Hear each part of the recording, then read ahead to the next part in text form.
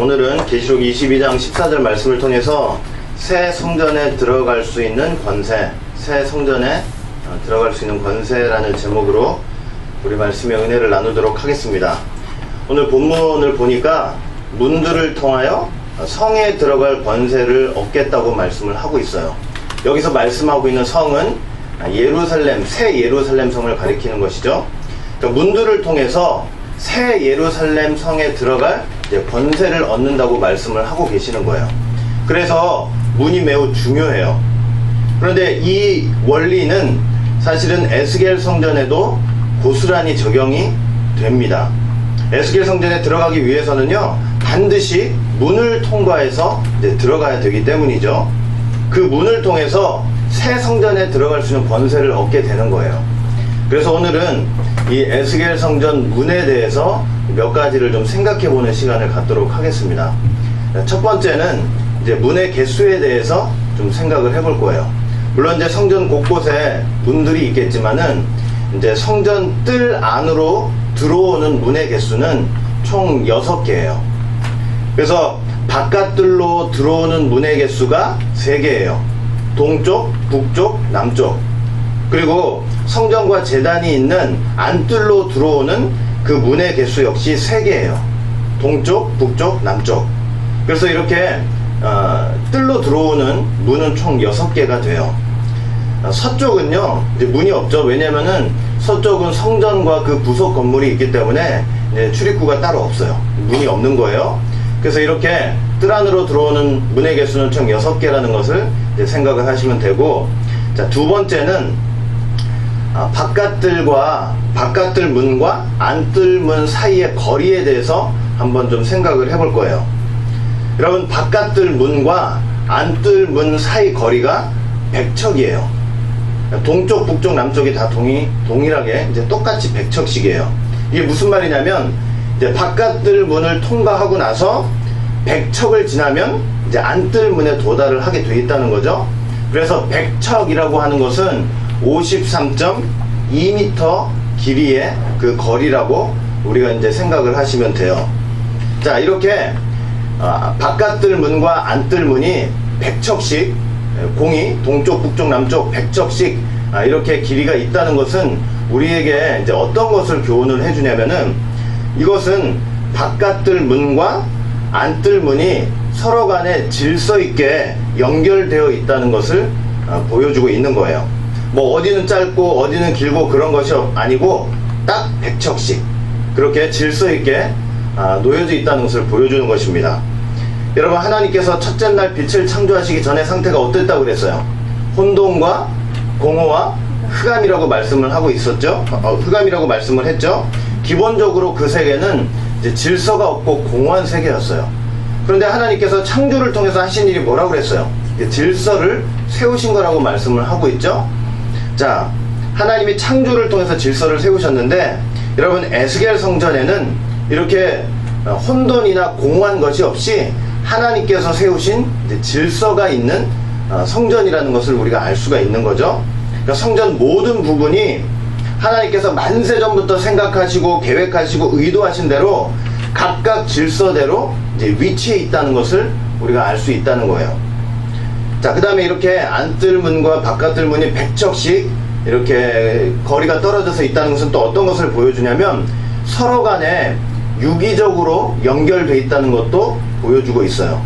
그러니까 뭐 바깥뜰 문 따로 안뜰 문 따로가 아니라 한 몸처럼 각각 연결되어 있다는 것을 이제 보여주는 거죠. 성전의 다른 부분들도 사실은 마찬가지예요. 여러분, 사도 바울이 다음과 같이 말씀을 하신 적이 있어요. 에베소서 2장 21절부터 22절 말씀 볼 때, 그의 안에서 건물마다 서로 연결하여 주 안에서 성전이 되어가고, 너희도 성령 안에서 하나님의 거하실 처소가 되기 위하여 예수 안에서 함께 지어져 가느니라, 이렇게 말씀을 하셨죠. 건물마다 서로 연결해서 주 안에서 함께 지어져 간다, 이렇게 말씀을 하고 있어요. 이 연결하다라는 말씀은 어떤 의미냐면, 서로 아주 밀접하게 연결된 상태를 가리키는 거예요. 그처럼 에스겔 성전은요, 예수님 안에서 서로 간에 아주 밀접하게 연결된 성전이라고 우리는 말할 수 있는 거예요. 예수님 안에서, 그 예수님 안에서 함께 유기적으로 지어지는 그런 성전이라고 말할 수 있는 것입니다. 여러분, 하나님께서 아담을 보시면서 뭐라고 말씀을 하셨냐면, 아담이 독처하는 것이 좋지 못하다, 이렇게 말씀을 하셨단 말이죠. 그러니까 하나님이 천지 창조하시는 과정 속에서 이렇게 적극적으로 뭔가 좋지 않다라고 말씀하신 적이 사실은 없었어요. 여러분, 천지 창조의 과정을 쭉 보시면 하나님께서 천지 창조 과정 속에서 7번이나 하나님 보시기에 좋았다라고 말씀을 하셨잖아요. 근데 물론 둘째 날에만 하나님 보시기에 좋았다라는 말씀이 없어요. 어떤 이유가 있어서 그렇겠지만, 그렇게 어떤 이유가 있어서 있다 할지라도 그 하나님 보시기에 좋지 않았다 이렇게 적극적으로 표현하시지는 않았잖아요. 그런데 아담이 독처하는 것에 대해서는 하나님이 적극적으로 표현을 하셨어요. 보시기에 좋지 않다 이제 이렇게 표현을 하신 거죠. 그래서 이제 돕는 배필을 만든 거잖아요. 그런데 에스겔 성전은요, 아주 서로 간에 유기적으로 연결된 성전이에요. 그러니까 독처하는 게 보기 좋지 않다 하는 그 세계가 아니라는 거죠. 그래서 우리가 예수님의 돕는 배필이 되는 성전이고, 그리고 우리가 서로 간에 돕는 배필이 되는 성전이에요.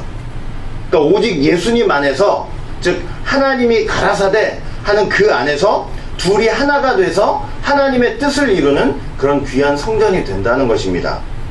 그러니까 에스겔 성전은요, 예수님 안에서, 하나님이 가라사대 안에서 모든 원수 되었던 것들 다 끊어지고 나누어졌던 것들, 그거 다 이어서 하나 되게 하는 성전이 바로 에스겔 성전이라는 거예요.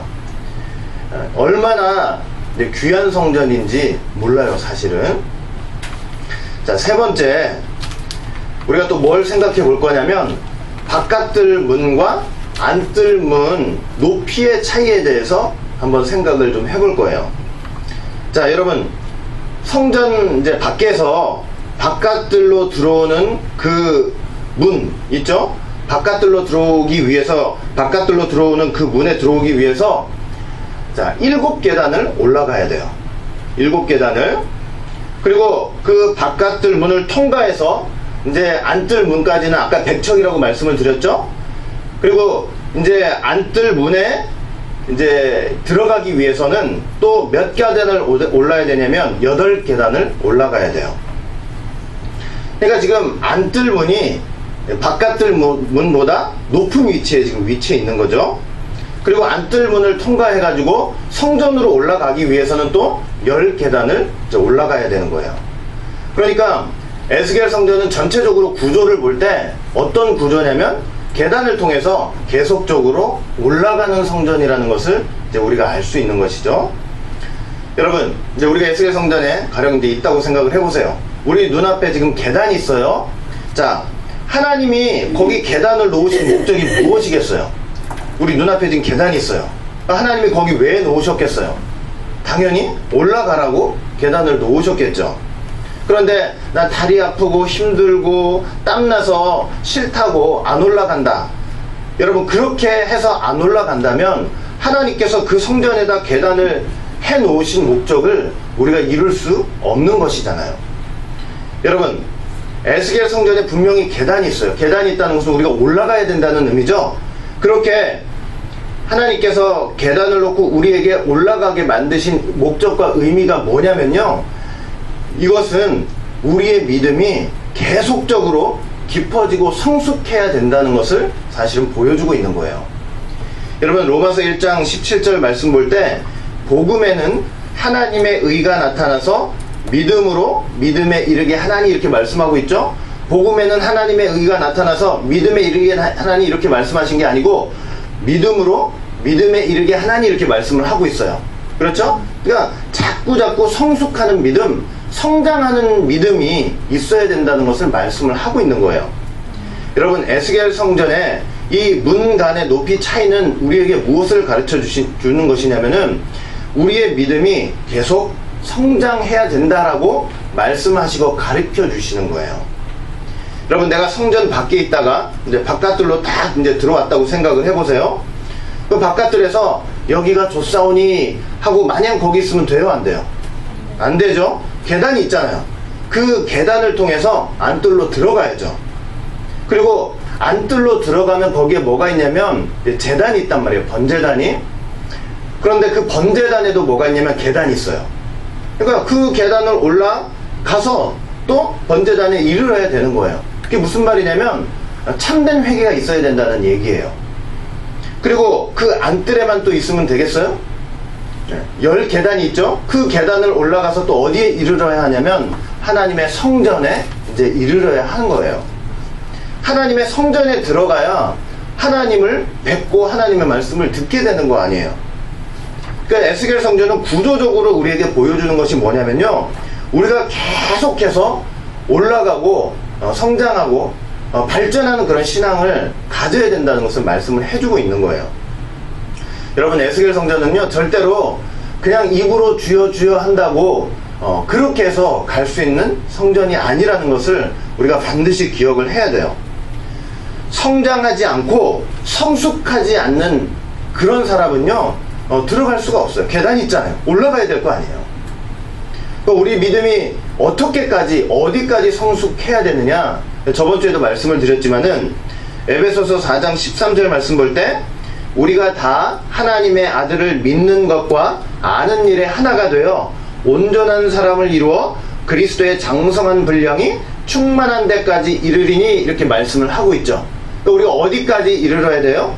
온전한 사람을 이루기까지, 그리스도의 장성한 분량이 충만한데 이르기까지. 그러니까 이렇게 되기까지 자꾸 올라가야 된다는 것을 말씀을 하고 있는 거예요.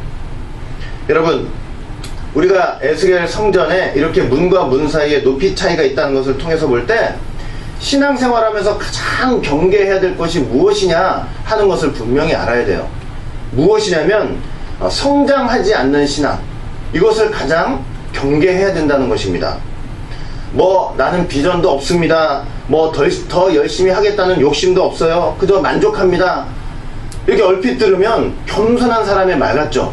그러나 본질적으로 그건 뭐냐면 한 달란트 받은 사람이랑 똑같아요. 받아가지고 뭐 하는 거예요? 그 귀한 거 받아가지고 그냥 땅속에 묻어두는 거예요.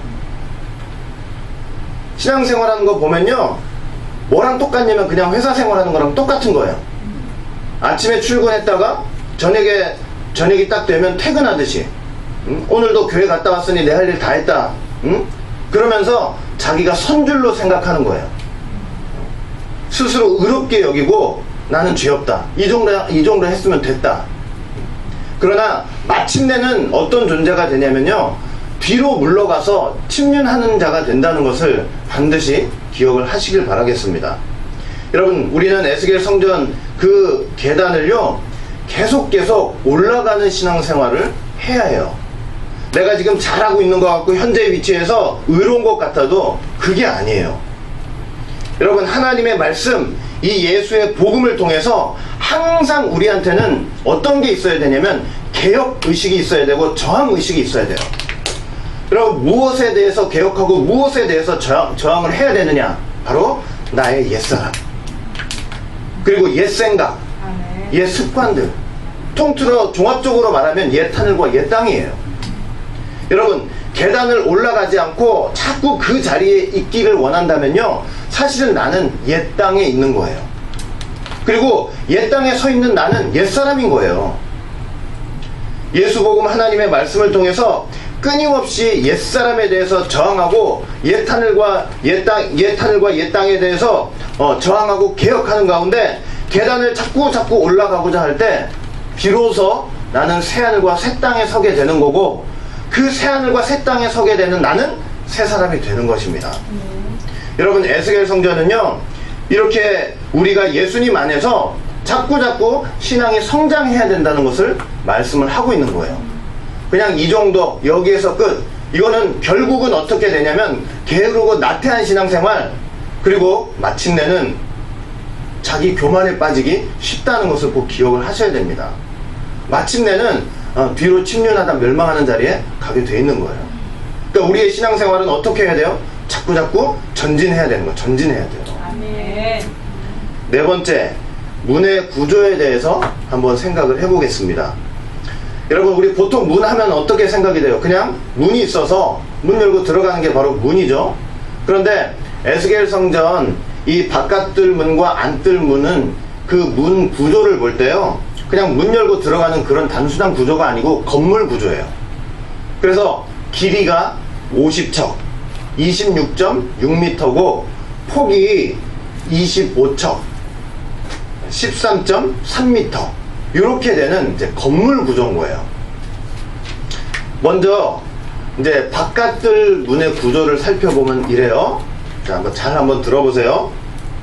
자, 먼저 밖에 있다가 7계단을 딱 올라오면 문이 있어요. 그리고 문을 딱 열면 문통이 있어요. 문통이 뭐냐면 문지방이에요. 그 문지방을 딱 지나가고 나면 양쪽에 방이 3개씩 총 6개의 방이 있어요. 근데 이 방은 문지기 방이에요. 그러니까 문을 지키는 문지기들이 거주하는 방들이죠. 그래서 총 6개가 있는 거예요. 그래서 이 방들을 지나면 또 뭐가 나오냐면 문통, 즉 문지방이 나오고, 그 문지방을 지나게 되면 현관이 나오는데, 그 현관을 지나서 문을 열고 나가면 거기가 뭐냐면 바깥뜰이 되는 거예요. 복잡하죠? 자, 그 다음에 안뜰 문의 구조를 한번 볼게요. 안뜰 문. 자, 이제 바깥뜰에 딱 들어와 가지고 이제 안뜰을 향해서 갑니다. 안뜰을 향해서 가는데, 이거는 바깥뜰 문의 구조와 반대라고 생각을 하시면 돼요. 자, 일단은 바깥뜰에 있다가 몇 계단을 올라가야 되냐면 8계단을 올라가야 되는 거예요. 그래서 8계단을 딱 올라와서 보면 이제 문이 보여요. 그리고 그 문을 열고 딱 들어가면 현관이 나와요.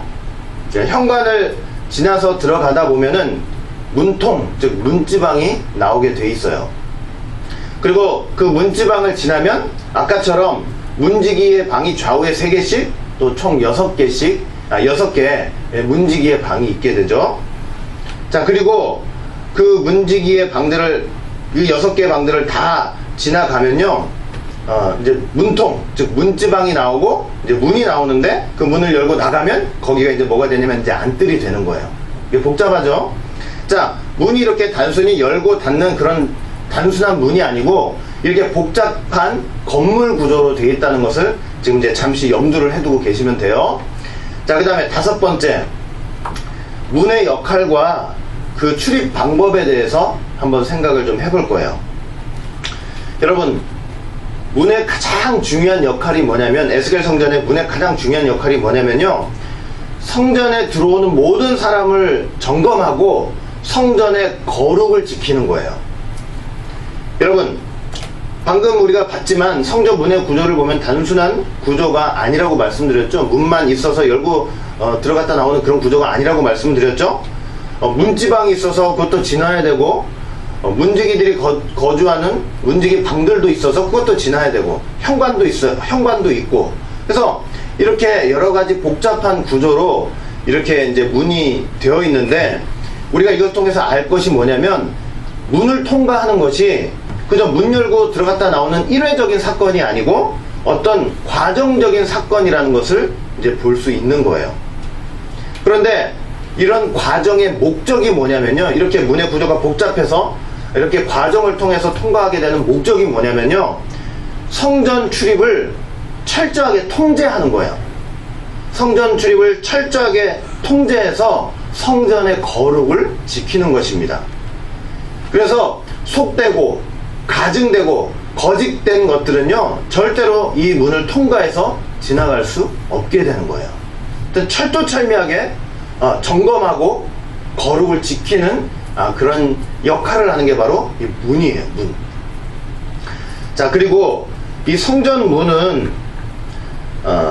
또 단순하게 얘기를 하면 하나님 앞에 나와서 경배하는 자들의 이제 출입 장소가 되는 거죠. 여러분, 하나님께서 에스겔한테 이 새 성전의 계시를 다 보여주신 다음에 뭐 각종 제사법, 절기법, 심지어 12지파의 새로운 땅의 경계까지 다 보여주셨어요. 다 보여주시면서, 자, 그 회복된 땅에 거하는 이스라엘 백성들이 이 새 성전에 출입하는 방법까지도 정확히 말씀을 해주셨어요. 그러니까 어떤 출입 방법이냐면 에스겔 46장 9절 말씀을 보시면 이렇게 돼 있어요. 그러나 모든 정한 절기에 이 땅 거민이 나 여호와 앞에 나올 때는 북문으로 들어와서 경배하는 자는 남문으로 나가고 남문으로 들어오는 자는 북문으로 나갈지라. 들어온 문으로 돌아 나가지 말고 그 몸이 앞으로 향한 대로 나갈지며, 이렇게 기록이 되어 있어요. 자, 일단 성전 안에 들어오기 위해서 절대 담을 넘거나 담에 구멍을 뚫어서 들어올 수 없는 거죠. 무엇을 통해서만 들어올 수 있다고요? 복잡한 그 문의 구조를 통해서만 이제 성전에 들어올 수 있어요. 자, 그런데 이 문을 통해서 성전에 들어오는 방법까지도 하나님께서는 이제 정확히 말씀을 해주셨어요. 방금 읽었지만 그 방법이 뭐예요? 그 방법이 뭐냐면, 자, 북문으로 들어와서 하나님께 경배하는 자는 나갈 때는 어디로 나가야 돼요? 남문으로 나가야 돼요. 그리고 남문으로 들어온 사람은 어디로 나가야 돼요? 북문으로 나가라고 말씀을 하셨어요. 그런데 이러한 원칙의 핵심이 뭐냐면, 방금도 읽었지만 그거예요. 뭐냐면 그 몸이 앞으로 향한 대로 진행을 하라는 거예요. 무슨 말인지 아시겠죠? 근데 여러분, 그 몸이 앞으로 향한 대로 진행하라라는 말씀을 딱 듣고 보니까 뭐가 생각이 나요? 내 생물이 생각이 나죠? 여러분, 내 생물이 어떻게 이동을 하냐면요, 이렇게 이동을 해요. 에스겔 1장 9절 말씀 볼 때, 행할 때는 돌이키지 아니하고 일제히 앞으로 곧게 행하며, 이렇게 말씀을 하고 있죠. 그러니까 내 생물이 행할 때 어떻게 행하는 거예요? 좌우 쳐다보고 뒤 돌아보고 그런 거 없이 앞을 향해서 곧게 행한다고 분명히 말씀을 하고 있잖아요. 그러니까 이게 무슨 말이냐면, 이 내 생물은요, 하나님의 뜻을 수행할 때는 절대로 돌이키는 법이 없이 그저 곧장 앞을 향해 진행한다는 것을 지금 보여주고 있는 거예요. 자, 그런데 이러한 내 생물의 특성은 무엇을 보여주냐면, 사실은 하나님의 형상대로 창조한 인간이 가지고 있어야 될 고귀한 본성을 보여주고 있어요. 그러니까 누구도 갖고 있어야 되는 거예요. 이런 성질은 하나님의 형상대로 창조된 인간도 이런 특성을, 이런 본성을 가지고 있어야 된다는 거예요. 무슨 말이에요? 하나님께서 말씀하시고 하나님께서 명령하신 것에 대해서 어떻게 하는 특성이에요? 좌우 뒤 돌아보지 않고 앞을 향해서 곧장 그 뜻을 이루는 그 길을 향해서 곧장 가는 이러한 본성이 우리에게도 사실은 이제 있어야 된다는 것을 말씀을 하는 거죠. 그래서 그런데 에스겔 성전 출입 방법이 바로 그러하다는 것은 우리에게 무엇을 암시를 해주고 있냐면요, 에스겔 성전 출입자들한테는 바로 이러한 본성이 있다는 것을 말씀을 하는 거예요. 그건 또 무슨 말이에요? 그러니까 예수님 안에서 하나님의 형상대로 창조된 그 인간의 인간 본연의 본성을 회복한 자들이 이 성전에 출입할 수 있다는 것을 말씀하는 거예요. 하나님의 말씀을 듣고도 깨닫지도 못하고 주저하고 머뭇거리고 좌우 돌아보고 뒤로 돌이키고, 이러한 사람들은 에스겔 성전 출입할 수 있겠어요? 없겠어요? 할 수가 없어요. 왜? 출입 방법이 뭐기 때문에 그래요? 북문으로 들어온 자는 남문으로 나가야 되고, 남문으로 들어온 자는 북문으로 나가야 되고, 몸이 앞을 향해서 향한 대로 진행해야 되기 때문이죠. 이해가 되시죠? 그래서 에스겔 성전을 출입한다고 할 때는요, 이런 정말 하나님의 뜻이라면, 하나님의 말씀이라면, 하나님의 명령이라면 정말 믿음을 가지고 앞을 향해서 전진하는 바로 그러한 사람들이 들어갈 수 있다는 것을 사실은 보여주고 있는 거예요. 아멘. 자, 그런데 우리가 북문 남문은 다 살펴봤는데 이제 뭐가 남았어요? 동쪽 문이 남았잖아요. 이 동쪽 문은 도대체 어떻게 되는 것이냐? 여러분, 동쪽 문은요, 하나님께서 들어오신 문이기 때문에 사람이 출입을 할 수 없는 문이에요. 에스겔 44장 1절부터 2절 말씀 볼 때, 그가 나를 데리고 성소 동양한 바깥문에 돌아오시니 그 문이 닫히었더라. 여호와께서 내게 이르시되, 이 문은 닫고 다시 열지 못할지니 아무 사람도 그리 들어오지 못할 것은 이스라엘 하나님 나 여호와가 그리로 들어왔습니다. 그러므로 닫아둘지니라, 이렇게 말씀을 하고 있어요. 그러니까 동쪽 문은 어떤 문이에요? 하나님께서 들어오신 문이죠. 그래서 그 문을 닫아뒀다고 말씀을 하고 있죠. 그러니까 하나님 말고 어떤 사람도 그 동쪽 문으로 왔다 갔다 할 수 없다는 것을 말씀을 하고 있는 거죠. 여러분, 그렇기 때문에요, 어떤 사람이 됐다 할지라도 나 동쪽 문으로 들어왔어, 나 동방에서 왔어, 나 동쪽에서 왔어 하는 거는 다 진짜요, 가짜요? 다 가짜예요. 다 가짜예요. 왜? 동쪽에서 동쪽 문으로 들어오신 분은 누구시기 때문에 그래요? 하나님 뿐이시기 때문이에요. 그러니까 예수님만이 동쪽에서 오신 분이에요. 예수님만이 동방에서 오신 분이에요. 그런데 사람이 내가 동방에서 왔다 동쪽에서 왔다 하면 돼요, 안 돼요? 안 되는 거예요. 그렇죠? 그래서 동쪽 문은 예수님만이 동쪽에서 오셨다는 거 꼭 기억을 하시길 바라겠습니다. 자, 여섯 번째, 이 문의 영적인 의미를 이제 몇 가지 생각해 볼 거예요. 자, 문에는 영적인 의미가 있는데 어떤 의미들이 있냐면은, 문은 그 안에 있는 모든 것을 대표해요. 문은 그 안에 있는 모든 것을 다 대표한다는 거죠. 자, 몇 가지 이제 생각을 해보면, 어때서 그런가 생각을 해보면, 여러분, 출애굽 시에 어린 양의 피를 어디다 발랐어요? 문의 임방과 좌우 설주에 발랐죠? 문에다 바른 거예요. 문에다 발랐는데, 그 문에다 피를 발랐는데 구원은 누가 받았어요? 그 문 안에 있는 집안 전체가 다 이제 구원을 받은 거예요. 그렇죠? 여러분, 하나님께서 시온, 즉 예루살렘을 사랑하신다라는 표현을 어떻게 하셨냐면, 시편 87편 2절 말씀을 보시면, 여호와께서 야곱의 모든 거처보다 시온의 문들을 사랑하시는도다, 이렇게 말씀하고 있어요. 시온을, 즉 예루살렘을 사랑하신다는 표현을 어떻게 했어요? 시온의 문들을 사랑하신다, 이렇게 표현을 하고 있는 거죠. 자, 성이 멸망해서 사람들이 슬피우고 통곡하는 것을 성경 볼 때 어떻게 표현을 하고 있냐면, 이사야 14장 31문이여 슬피 울지어다, 성읍이여 부르짖을지어다, 이렇게 말씀을 하고 있어요. 또 이사야 3장 26절 봐도 그 성문은 슬퍼하며 곡할 것이요 시온은 황무하여 땅에 앉으리라, 이렇게 말씀했단 말이죠. 그러니까 성이 멸망해서 아주 그냥 그 슬프고 너무나 힘든 지경이 있을 때 여기 지금 어떻게 표현을 한 거예요? 성문이여 슬퍼하라, 이렇게 말씀을 하고 있죠. 성문은 슬퍼하며 곡할 것이다, 이렇게 말씀을 하고 있는 거예요.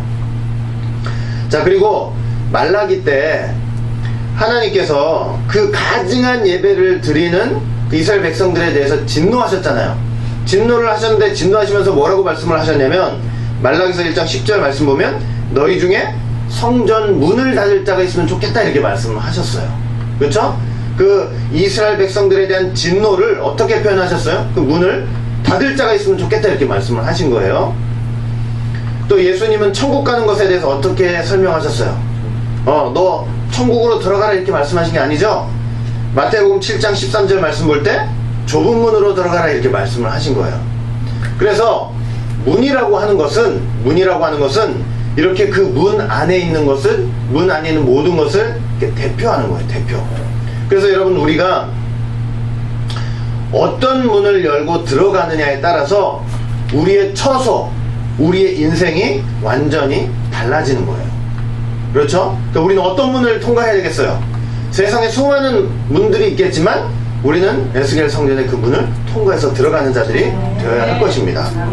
자, 그리고 문은요, 지금과는 다른 세계로 넘어가는 경계선을 의미하는 거예요. 여러분, 성경 보시면 사망과 음부로 들어가는 것을 다음과 같이 표현을 했어요. 이사야 38장 10절 보면 내가 말하기를 내가 중년에 음부의 문에 들어가고 연연을 빼앗기게 되리라 하였도다, 이렇게 설명했어요. 욥기서 38장 10절 말씀 봐도 사망의 문이 내게 나타났었느냐, 사망의 그늘진 문을 내가 보았었느냐, 이렇게 말씀하고 있죠. 그래서 사망과 음부로 들어가는 것을 뭐라고 설명한 거예요? 음부의 문에 들어간다, 사망의 문이 나타났다, 이렇게 설명을 하고 있는 거죠. 그래서 그 문을 넘어서면 어떻게 되는 거예요? 지금과는 다른 세상으로 이제 넘어가게 돼 있는 거죠. 이렇게 문은 지금과는 다른 세상으로 넘어가는 경계선을 가리키는 거예요. 그렇죠? 그래서 우리가 에스겔 성전의 문을 통과한다고 할 때는 어떻게 되는 거예요? 바벨론과 같은 세상에서 하나님의 새 성전으로 들어가는, 새로운 세계로 들어가는 그런 역사가 있는 것인 것을 이제 말씀을 하고 있는 거죠. 그 다음에 문은요, 문은 하나님의 영광이 임재하는 곳이에요. 에스겔 9장 3절 볼 때 그룹에 머물러 있던 이스라엘 하나님의 영광이 올라 성전 문지방에 이르더니 이렇게 말씀하고 있어요. 에스겔 10장 4절 말씀 봐도 여호와의 영광이 그룹에서 올라 성전 문지방에 임했다 이렇게 말씀을 하고 있어요. 그러니까 하나님의 영광이 어디에 임했대요? 그룹에 계시던 하나님의 영광이 성전 문지방에 임했다 이렇게 말씀을 하고 있는 거죠. 그래서 문에서 우리가 뭘 볼 수 있냐면 하나님의 영광을 보고 하나님의 영광을 이제 체험할 수 있는 거예요. 그래서 이 문이 너무나 사실은 중요한 영적인 의미들을 가지고 있는 거죠. 우리가 이런 것들을 통해서 볼 때 이 에스겔 성전의 문을 통과한다는 것이 얼마나 중요한 의미들이 있다는 것을 다시 한번 깊이 이제 생각해 보아야 할 것입니다. 자, 결론을 맺도록 하겠습니다. 여러분, 문의 구속사적 의미가 뭐냐? 우리가 이거 한 가지만 잘 기억하면 돼요. 문의 구속사적 의미. 자, 예수님 자신이 문이 되신다는 거예요. 요한복음 10장 7절 말씀 보시면 나는 양의 문이라. 요한복음 10장 9절 말씀 보시면 내가 문이니 누구든지 나로 말미암아 들어가면 구원을 얻고 또는 들어가며 나오며 꼴을 얻으리라고 분명히 말씀을 하고 있어요. 예수님께서 뭐라고 말씀하셨어요? 내가 문이래요. 예수님 자신이 문이라는 거예요. 여러분, 저희가 서두에도 말씀을 드렸지만 문을 통해서 새 예루살렘 성에 들어갈 권세를 얻는다고 그랬죠? 문을 통해서 새 성전에 들어갈 권세를 얻는 거예요. 근데 그 문이라는 것은 결국은 누구를 가리키는 거예요? 예수님 자신을 가리키는 거예요. 여러분, 예수님이라는 그 문을 통해서 새 성전에 들어갈 권세, 궁극적으로는 새 예루살렘 성에 들어갈 권세를 이제 얻게 되는 거예요. 여러분, 예수님이라는 그 문을 만나야만 그 문 안에 있는, 예수님 안에 있는, 예수님 그 배후에 있는 새 성전, 그리고 궁극적으로 천국 세계를 소유할 수 있게 되는 거예요. 그 다음에 예수님이라는 그 문을 만나야만 이 바벨론과 같은 세상 속에서 어떻게 되는 거예요? 전혀 다른 세계로 넘어갈 수 있는 거예요. 그리고 예수님이라는 문 앞에서만 우리가 하나님의 영광을 체험할 수 있어요. 우리가 하나님의 영광을 어떻게 볼 거예요? 예수님 통해서 보는 거예요. 그 문에서 보는 거예요. 이해가 되시죠? 여러분, 그런데 우리가 지금까지 이제 살펴봤지만 예수님이라는 그 문을 통과한다는 것이, 그 과정이 절대로 간단하지 않다는 것을 우리가 반드시 기억해야 돼요. 제가 계속 말씀드리지만 그저 입으로 주여 주여 주여 한다고 통과할 수 있는 문이 아니에요. 분명히 그걸 기억을 하고 있어야 돼요. 문 구조 자체가 어떻다고 그랬어요? 문 열고 그냥 단순히 들어가는 구조가 아니라고 그랬죠? 건물 구조라고 그랬죠? 그래서 그 복잡한 구조를 다 지나가야 되는 거예요, 사실은. 그리고 문과 문 사이에도 뭐가 있다고 그랬어요? 높이의 차이가 있다고 말씀을 드렸잖아요. 그러니까 예수님 안에서 계속 어떻게 해야 된다는 거예요? 계속 올라가고 성장하고 발전하는 그런 신앙생활이 있어야 된다는 거예요. 여러분, 어느 한 곳에 계속 있는다는 것은 뭐라고 그랬어요? 계단을 두신 하나님의 목적과 뜻을 이루지 못하는 거예요. 나 그냥 거기에만 있겠다고 하는 것은. 이해가 되시죠? 거기에만 있겠다고 하는 것은 반드시 어떤 결과를 초래한다고요? 뒤로 물러나서 침륜하는 자가 된다는 거 우리가 꼭 기억을 해야 된다는 것입니다. 우리가 에스겔 성전 어떻게 들어갈 수 있는 거예요?